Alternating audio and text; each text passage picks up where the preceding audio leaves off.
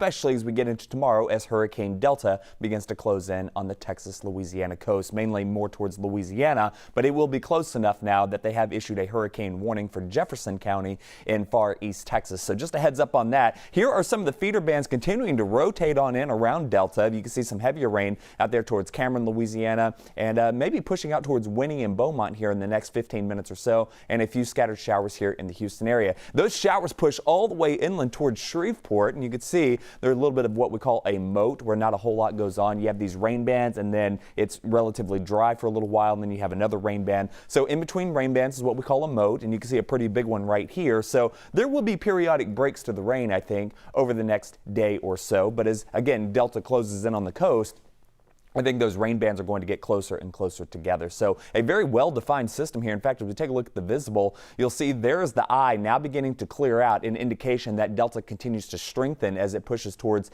the southwest Louisiana coast. And by the way, the last time that we saw two hurricanes hit the exact same spot was back in 2004 with Hurricane Francis and Hurricane Jean in southeast Florida, only hitting within 5 miles of the same landfall point. So it looks like we're going to have a very similar situation here in southwest Louisiana. Very unfortunate for those folks, very fortunate for us, as this hurricane will miss us just to the east. You can see how they have expanded that hurricane warning here to include far eastern southeast Texas. Here locally, we are just under that tropical storm warning, and we are still calling for a landfall with a very strong Category 2 hurricane, it looks like, with winds of about 105 miles an hour before pushing on up towards the Ohio Valley. So as we take a look at the computer models, you'll see that they are in very good agreement here from Lake Charles out towards Vermilion Bay is about where the landfall point is going to be.